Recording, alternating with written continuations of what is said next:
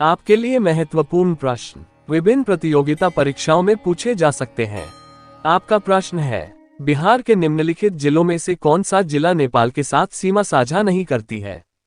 ए. Madhubani, B. Kishanganj, सी. Sitamarhi, D. Purnia, ई. उपर्युक्त में से कोई नहीं, उपर्युक्त में से एक से अधिक।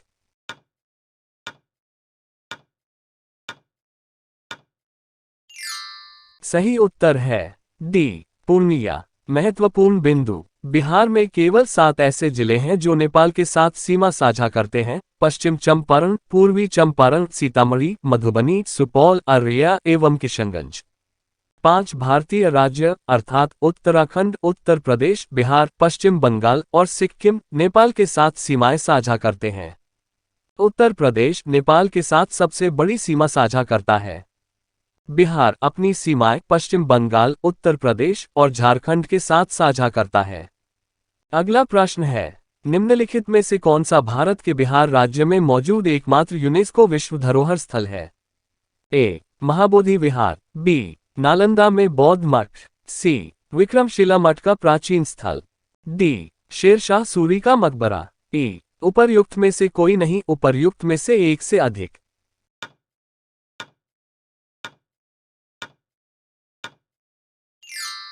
सही उत्तर है ए. महाबोधि विहार। महत्वपूर्ण बिंदु, बिहार के जिले में स्थित है महाबोधि विहार राज्य से एकमात्र यूनेस्को विश्व धरोहर स्थल है।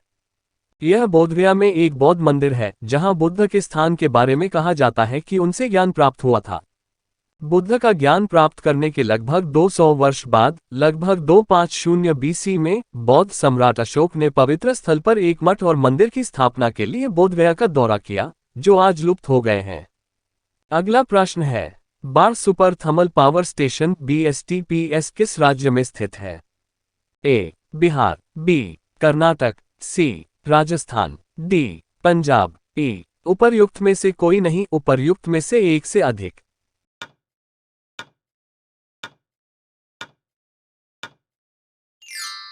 सही उत्तर है ए. बिहार। महत्वपूर्ण बिंदु, बाढ़ super thermal power station BSTPS Bihar में स्थित है।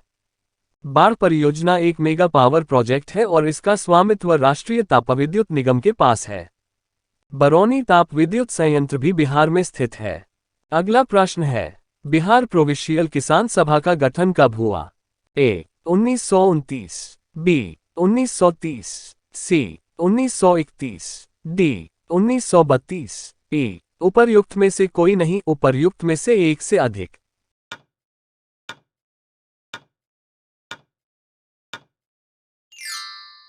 सही उत्तर है ए. 1929। महत्वपूर्ण बिंदु, सहजानंद सरस्वती ने 1929 में बिहार प्रांतीय किसान सभा BPKS का गठन किया।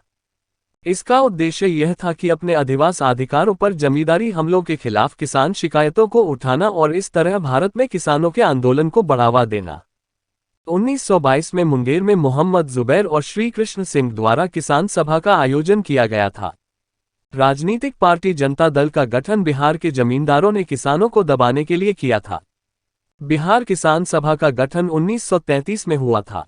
1936 में अखिल भारतीय किसान सभा का गठन किया गया और स्वामी सहजानंद सरस्वती अध्यक्ष और NG रंगा को सचिव बनाया गया।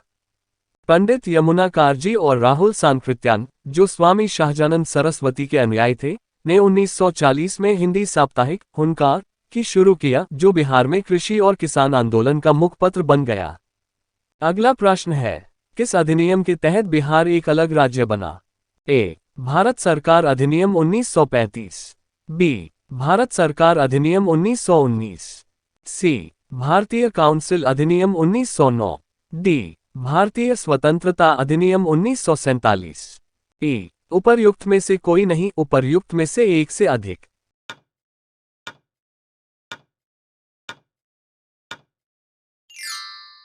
सही उत्तर है ए. भारत सरकार अधिनियम 1935। महत्वपूर्ण बिंदु, 1935 के भारत सरकार अधिनियम द्वारा बिहार एक अलग प्रांत बन गया। यह कभी बंगाल प्रेसिडेंसी का हिस्सा था, जो उस समय अस्तित्व में भारत का सबसे बड़ा ब्रिटिश प्रांत था। मार्च 1936 में भारत सरकार की 1935 की घोषणा के बाद बिहार और उड़ीसा को अलग अलग प्रांतों में बनाया गया था। 1935 का भारत सरकार अधिनियम ने केंद्र और प्रांतों के बीच विधायी शक्तियों को विभाजित किया। प्रांतों में द्वैध शासन को समाप्त कर दिया गया था, लेकिन इसे संघीय स्तर पर पेश किया गया था। इसने देश की मुद्रा और ऋण को नियंत्रित करने के लिए भारतीय रिजर्व बैंक की स्थापना का प्रावधान किया। इसने दो या दो से अधिक प्रांतों के लिए एक संघीय लोक सेवा आयोग और संयुक्त लोक सेवा आयोग की स्थापना का प्रावधान किया। अगला प्रश्न है, भारतीय जनगणना 2011 के अनुसार पुरुषों एवं स्त्रियों दोनों में प्रतिशत साक्षरता किस राज्य की न्यूनतम है? ए. अरुणाचल प्रदेश, बी. आंध्र प्रदेश, सी. बिहार, डी. जम्मू कश्मीर। ई. उपर्युक्त में से कोई नहीं, उपर्युक्त में से एक से अधिक।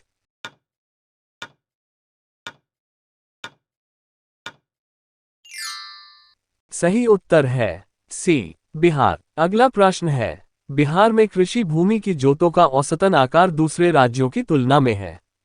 ए. न्यूनतम, बी. न्यूनतम से द्वितीय, सी. उच्चतम, डी. उत्तम से द्वितीय। ई. उपर्युक्त में से कोई नहीं, उपर्युक्त में से एक से अधिक।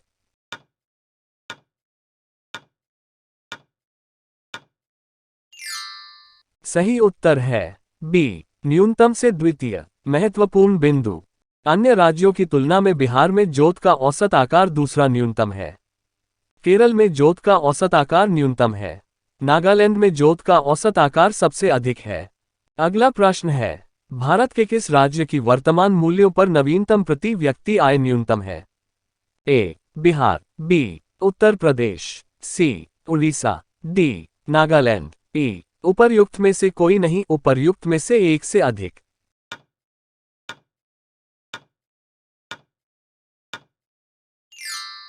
सही उत्तर है ए. बिहार। अगला प्रश्न है, बिहार में नवीनतम वार्षिक प्रति व्यक्ति बिजली का उपयोग है? ए. न्यूनतम, बी. न्यूनतम के द्वितीय, सी. उच्चतम, डी. उच्चतम से द्वितीय। ई. उपर्युक्त में से कोई नहीं, उपर्युक्त में से एक से अधिक।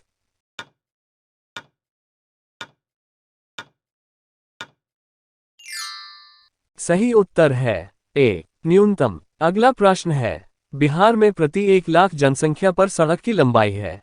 ए. न्यूनतम, बी. न्यूनतम से द्वितीय, सी. उच्चतम, डी. उच्चतम से द्वितीय। ई. उपर्युक्त में से कोई नहीं, उपर्युक्त में से एक से अधिक।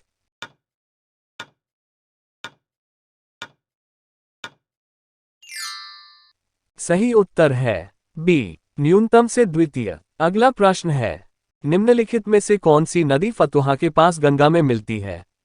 ए. सोन, बी. पुनपुन, सी. सकरी, डी. बालन। ई. उपर्युक्त में से कोई नहीं, उपर्युक्त में से एक से अधिक।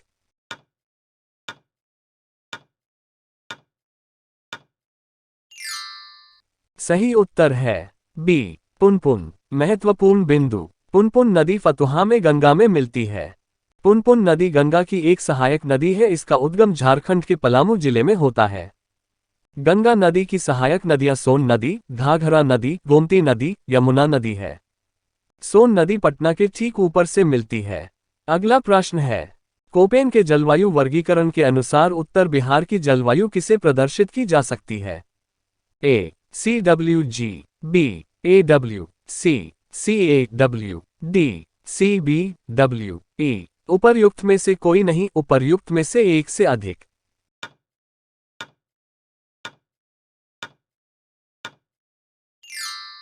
सही उत्तर है ए. CWG। महत्वपूर्ण बिंदु, कोपेन के जलवायु वर्गीकरण के अनुसार उत्तर बिहार की जलवायु को CWG के रूप में बताया जा सकता है। उत्तर बिहार की जलवायु गर्म और शीतोष्ण है। ग्रीष्मकाल में पर्याप्त मात्रा में वर्षा होती है, जबकि सर्दियों में बहुत कम वर्षा होती है। अगला प्रश्न है, मुजफ्फरपुर, दरभंगा तथा चंपारण जिलों में कौन सी मिट्टी अधिकांशतः पाई जाती है? ए. काली मिट्टी, बी. नवीन जलोढ़, सी. प्राचीन जलोढ़, डी. लाल मिट्टी। ई. उपर्युक्त में से कोई नहीं, उपर्युक्त में से एक से अधिक।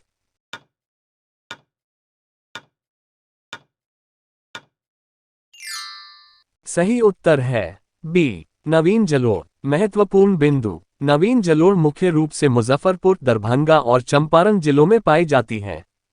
जलोढ़ मृदा सबसे उपजाऊ मृदा है और यह मुख्य रूप से भारत के उत्तरी मैदान में पाई जाती है और इसे दो किस्मों में विभाजित किया जाता है, जैसे कि खादर और बांगर। खादर नवीन जलोढ़ से बनी है और अधिकांश गंगा के उपजाऊ मैदान का निर्माण करती है। बांगर पुरानी है और खादर की तुलना में कम उपजाऊ है। अगला प्रश्न है, बिहार का सर्वाधिक जूट उत्पादक जिला है? ए. सिवान, बी. गया, सी. वैशाली, डी. पूर्णिया। ए. उपर्युक्त में से कोई नहीं, उपर्युक्त में से एक से अधिक।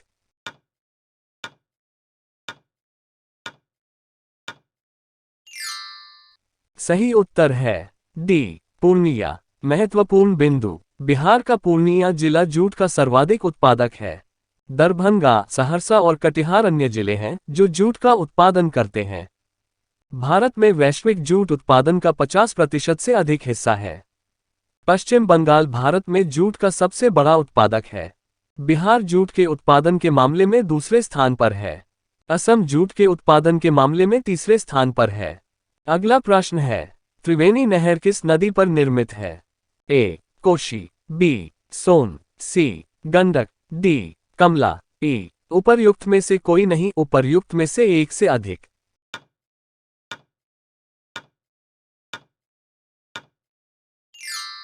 सही उत्तर है सी. गंडक। महत्वपूर्ण बिंदु, त्रिवेणी नहर का निर्माण गंडक नदी पर किया गया है। बिहार के चंपारण जिले में सिंचाई के लिए त्रिवेणी नहर का निर्माण किया गया है। इसे 1979 में शुरू किया गया था। गंडक नदी को नारायणी नदी भी कहा जाता है। यह मध्य नेपाल और उत्तरी भारत में स्थित है। यह काली और त्रिशूली नदियों के संगम से बनी है जो नेपाल की उच्च हिमालयी सीमा से निकलती है। अगला प्रश्न है, जैन धर्म के प्रवर्तक महावीर जी का मुख्य स्थान कहाँ स्थित है?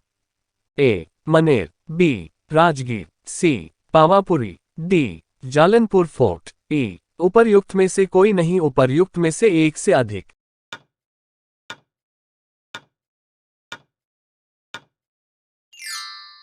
सही उत्तर है सी. पावापुरी। महत्वपूर्ण बिंदु, जैन धर्म के प्रवर्तक महावीर जी का मोक्ष स्थान पावापुरी है। पावापुरी बिहार के नालंदा जिले में स्थित है। जैन धर्म में पावापुरी एक पवित्र स्थान है क्योंकि यह महावीर जी का अंतिम संस्कार क्षेत्र था।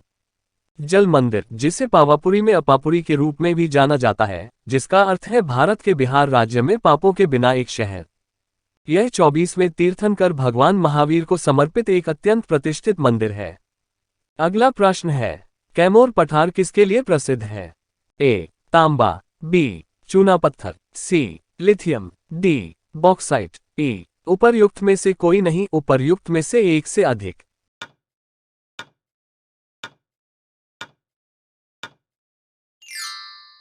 सही उत्तर है बी. चूना पत्थर। महत्वपूर्ण बिंदु, कैमोर का पठार चूना पत्थर के लिए प्रसिद्ध है। कैमोर का पठार बिहार में स्थित है। यह विंध्य श्रेणी के पूर्वी क्षेत्र में फैला हुआ है। एक प्रकार की कठोर सफेद तलछटी चट्टान है जिसका उपयोग इमारत बनाने या सीमेंट बनाने के लिए किया जाता है। इसके प्रमुख पदार्थ खनिज कैल्साइट और आर्गेनाइट हैं जो कैल्शियम कार्बोनेट के विभिन्न क्रिस्टल रूप हैं। अगला प्रश्न है, स्वामी सहजानंद सरस्वती ने एक पत्रिका का प्रकाशन किया जिसका नाम था? ए. जनक्रांति, बी. हुनकार, सी. कृषक समाचार, डी. विद्रोही। ए. उपर्युक्त में से कोई नहीं, उपर्युक्त में से एक से अधिक।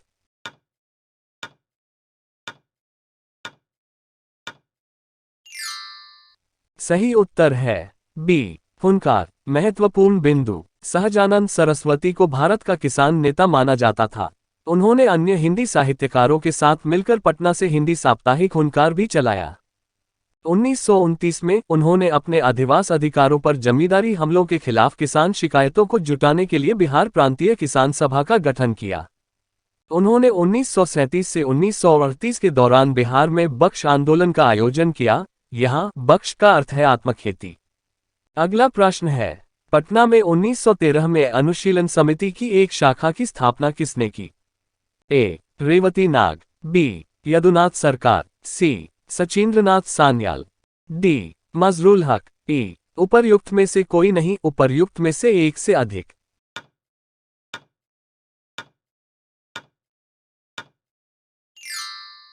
सही उत्तर है सी सचिंद्रनाथ सान्याल। महत्वपूर्ण बिंदु।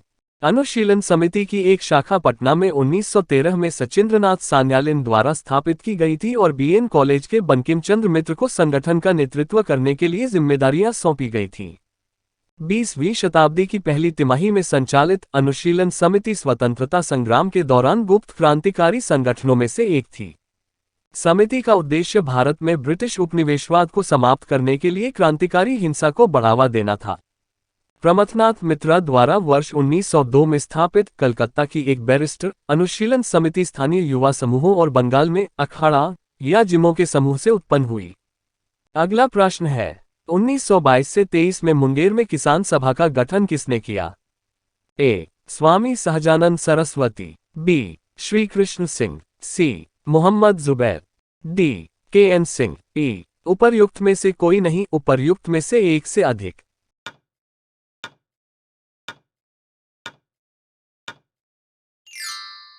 सही उत्तर है ई. उपर्युक्त में से कोई नहीं, उपर्युक्त में से एक से अधिक।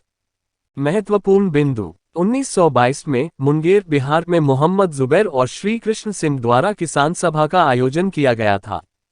यह किसानों की शिकायतों पर चर्चा करने के लिए आयोजित किया गया था क्योंकि वे जमींदारी शासन के अधीन थे और उनका जमीन पर पूरा अधिकार नहीं था।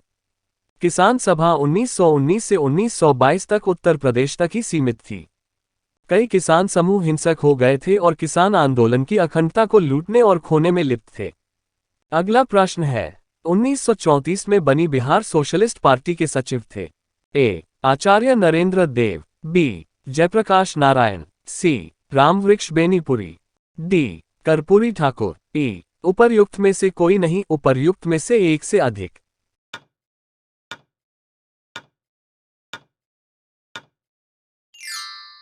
सही उत्तर है बी. जयप्रकाश नारायण। महत्वपूर्ण बिंदु। जयप्रकाश नारायण ने 17 मई 1934 को पटना में एक बैठक बुलाई जहां बिहार कांग्रेस सोशलिस्ट पार्टी की स्थापना की।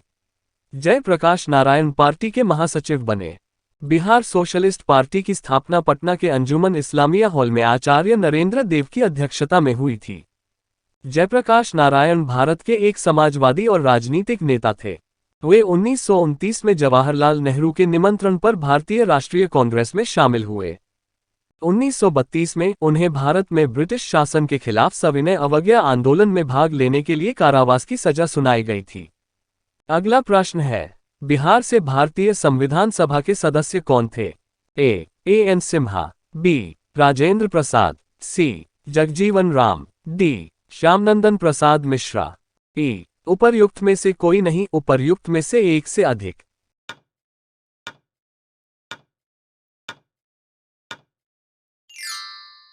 सही उत्तर है ई. उपर्युक्त में से कोई नहीं, उपर्युक्त में से एक से अधिक। महत्वपूर्ण बिंदु। बिहार से भारतीय संविधान सभा में एन सिम्हा, राजेंद्र प्रसाद, जगजीवन राम, सच्चिदानंद सिन्हा तथा श्री कृष्ण सिंह शामिल थे। अगला प्रश्न है बिहार में 1937 में गठित प्रथम भारतीय मंत्रिमंडल का नेतृत्व किसने किया? ए. श्री कृष्ण सिंह, बी. मोहम्मद यूनुस, सी. जी.एल. लाल, डी. वहाब अली। ई. उपर्युक्त में से कोई नहीं, उपर्युक्त में से एक से अधिक।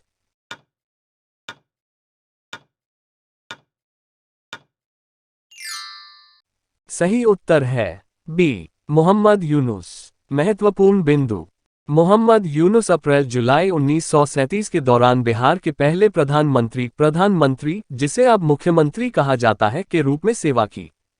उन्हें 1937 में मुस्लिम स्वतंत्र पार्टी के प्रतीक के रूप में चुना गया था, जो बिहार में दूसरी सबसे बड़ी पार्टी के रूप में उभरी थी और बाद में इसका मुस्लिम लीग में विलय हो गया।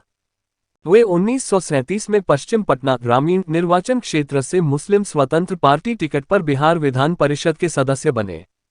उन्होंने 1 अप्रैल 1937 को भारत सरकार अधिनियम 1935 के तहत बिहार प्रांत के प्रथम प्रधानमंत्री के रूप में शपथ ली।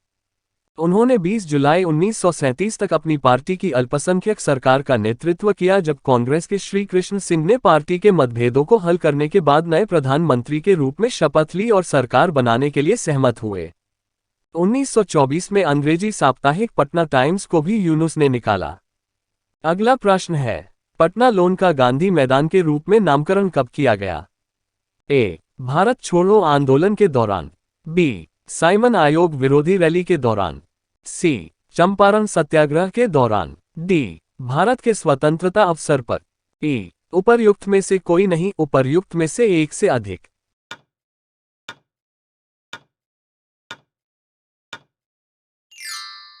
सही उत्तर है ई. उपर्युक्त में से कोई नहीं, उपर्युक्त में से एक से अधिक।